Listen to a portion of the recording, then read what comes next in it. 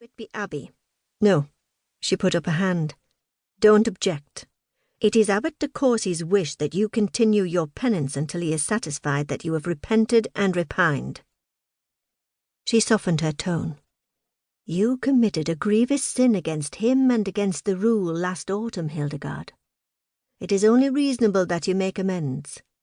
He could have had you whipped in front of everyone, or excommunicated as he threatened, or walled up the way they do in France.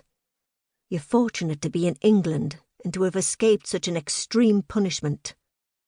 Hildegard tightened her lips. It was true. Hubert de Courcy could do what he liked as abbot. He could make her do anything. It was his right. He was lord at Meaux. She had nothing to say in her own defence. She had wronged him and broken the rule, and that was that. A memory of the turbulent night alone with Ulf in the deep sea cave returned. The tide had ripped into the cleft between the rocks, cutting them both off from the outside world, so that its disciplines and laws came to mean nothing. With a sudden and passionate force, an image of her lover rose before her in momentary joy and shame, contrary flames of desire and regret, obliterating all fear of hellfire in the hereafter. In a barely audible voice she managed to say, "Mea culpa, my lady. I submit to the abbot's will." "He sees it as punishment to send you abroad at this time of year, which it is, of course. Who would want to be on the road in this dead month, with Christmas scarcely over and the 12 days turning the world upside down in riot and feasting? And the weather, of course. Even worse in the far north of the country, to be sure." She gave a mock shudder, like one never able to feel the cold, but aware that others did. Hildegard felt chastened, and because it was a rhetorical question, did not answer. "In my opinion," the prioress continued, "you are also the best woman to send up there." She gave Hildegard an assessing glance.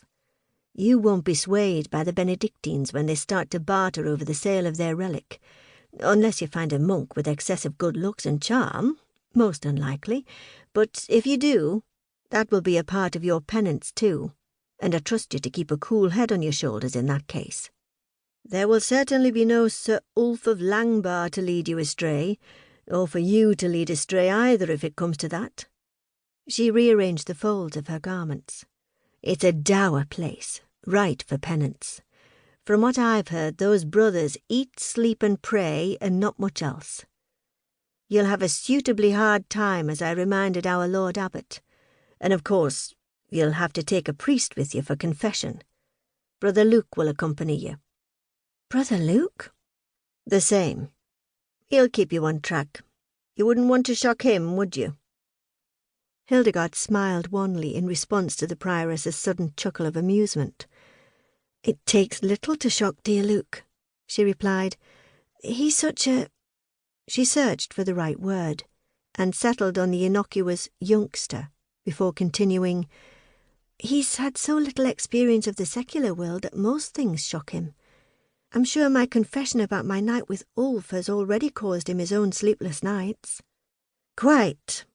It should also do him good to see how the Benedictines live, as I pointed out to Hubert."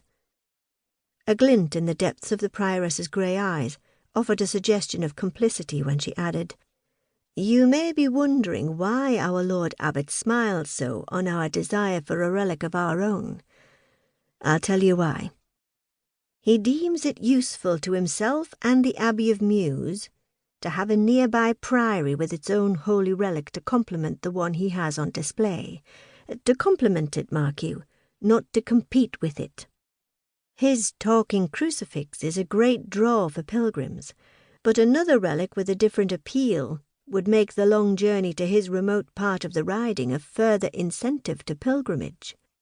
He hopes," she added, "that it will draw on the swarms of folk visiting St. John's Shrine at Beverley, and thereby augment the number of pilgrims consulting the crucifix.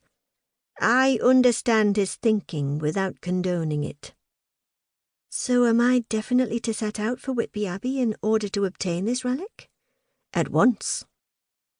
Hildegard opened her mouth to protest, then closed it and gave an audible sigh.